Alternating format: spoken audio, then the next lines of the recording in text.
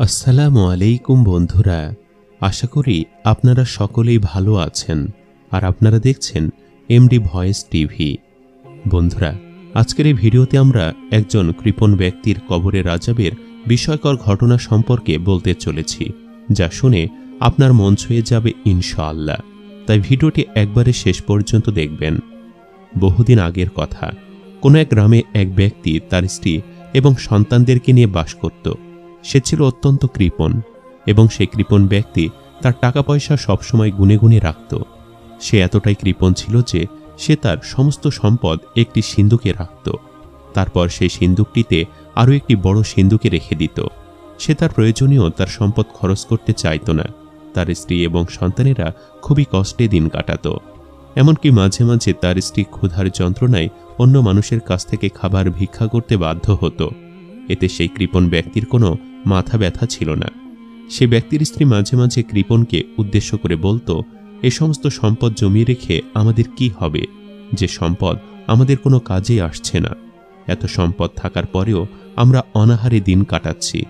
কিন্তু এই সমস্ত কথা শুনলেই সে কৃপণ ব্যক্তি খুবই রাগ করত এবং সে বলতো, এসব সম্পদ আমার, আমি এগুলো খরচ করব না কি করব, সেটা আমার ব্যাপার। এ বিষয় নিয়ে স্বামী স্ত্রীর মধ্যে প্রায় ঝগড়া হতো, কিন্তু এরপরেও সে কৃপণ ব্যক্তির মধ্যে কোনো পরিবর্তন আসেনি। সময়ের নিয়মে সে কৃপণ ব্যক্তির বয়স বাড়তে থাকে। সময়ের পরিক্রমায় একসময় সে বৃদ্ধ হয়, কিন্তু তার মধ্যে ওই একই রকমের কৃপণ থেকে যায়। তার আখিরাত নিয়ে কোনো চিন্তাই ছিল না। সে শুধু ভাবত, তার বয়স হয়েছে, মৃত্যু এগিয়ে আসছে, তার মৃত্যুর পর এই সব সম্পদের কি হবে।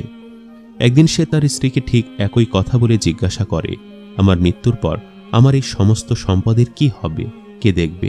তখন সেই ব্যক্তির স্ত্রী জবাব দেয়, কেন, তুমি জানো না পিতার মৃত্যুর পর সন্তানেরা পিতার সম্পদের অংশীদার হয়, আর এটাই আল্লাহ তাআলার বিধান। সে কৃপণ ব্যক্তি তার স্ত্রীর কথা শুনে খুব রেগে যায় এবং বলে, আমি সারা জীবন এত মেহনত করে সম্পদ অর্জন করেছি, আর আমার সন্তানেরা সেগুলো এমনি এমনি পেয়ে যাবে? কিন্তু না, আমি এমনটা হতে দেব না। আমি এমন কিছু করব যাতে আমার সম্পদ আমার কাছে থাকে। আমি তোমাদের এক কানা করিও দেব না। তার স্ত্রী শুধু অবাক হয় এবং মনে মনে চিন্তা করে, যাক, অন্তত তার মৃত্যু হবে, এই বিশ্বাসটা তো রয়েছে। কিন্তু তার কৃপণতা গেল না। সে এখনও তার সম্পদ কাউকে দিতে চায় না। এরপর সে মহান আল্লাহ তাআলার কাছে তার ব্যাপারে হেদায়েত চাইতে থাকে। একদিন সেই কৃপণ ব্যক্তি উদাস মনে বাহিরে বসেছিল। তখন তার সামনে একজন লোক আসে।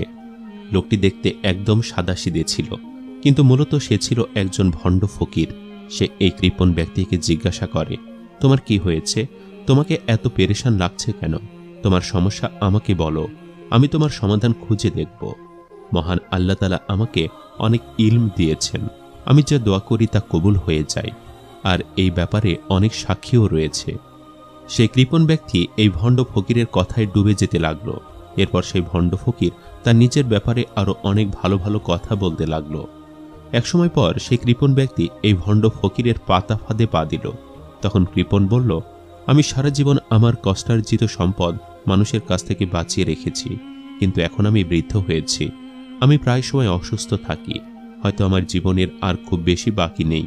আমার পেরেশানি একটাই, আমার মৃত্যুর পর আমার সম্পদের কি হবে? সেই ভণ্ড ফকির তার কথা শুনে কিছুক্ষণ চুপ করে থাকে। কিছুক্ষণ পর সেই ভণ্ড ফকির বলে, তুমি এক কাজ করো, তোমার পরিবারের কাছে একটি ওসিয়ত করে রাখো যে তোমার মৃত্যুর পর যখন তোমাকে দাফন করা হবে, তখন যেন তোমার সম্পদও তোমার সঙ্গে দাফন করা হয়। তখন সে কৃপণ বলে, কিন্তু আমি তো জানি মৃত্যুর পর সম্পদ কোনো কাজে আসে না। তখন সেই ভণ্ড ফকির বলে, তুমি চিন্তা করো না, আমি তোমার জন্য দোয়া করব, তুমি যেন মৃত্যুর পরেও এই সম্পদ ব্যবহার করতে পারো, আর তুমি যা খরচ করবে তার দ্বিগুণ ফেরত পাবে। সে ভণ্ড ফকির এতক্ষণ যাবৎ উক্ত কৃপণ ব্যক্তির মনের মতো করে কথা বলছিল, আর এই ফকিরের কথা শুনে কৃপণ ব্যক্তি খুবই খুশি হয়।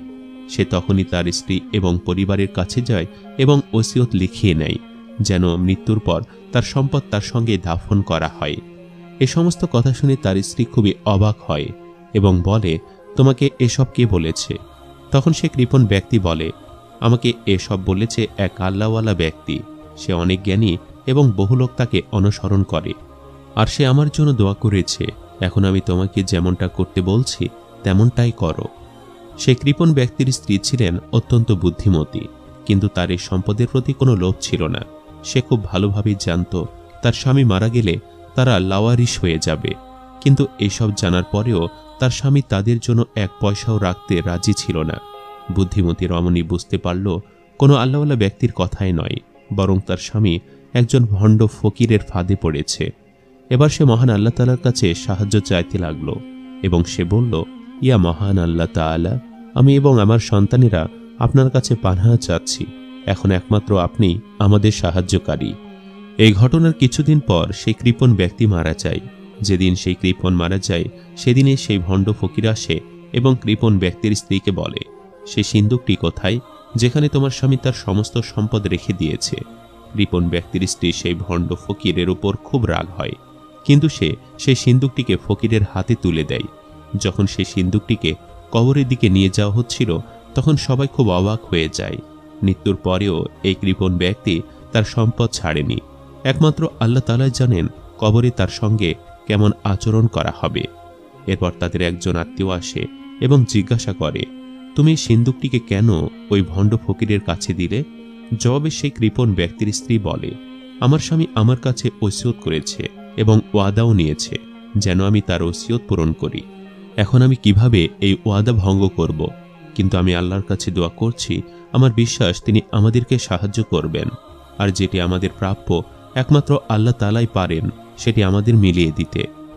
এরপর সেই কৃপণ ব্যক্তির আত্মীয়রা কিছু লোককে সঙ্গে নিয়ে কবরস্থানে গেল, যেখানে উক্ত কৃপণ ব্যক্তির সম্পদকে দাফন করা হয়েছিল। সেখানে গিয়ে তারা দেখতে পেল এক ব্যক্তি কৃপণ ব্যক্তির কবর খুঁড়ে সেই সিন্দুক বের করতে চাইছে এবং সেই কবর থেকে আগুন বেরিয়ে সেই লোকটিকে জ্বালিয়ে দিচ্ছে এবং সেই কবর থেকে অনেক জোরে জোরে কান্নার আওয়াজ আসছে।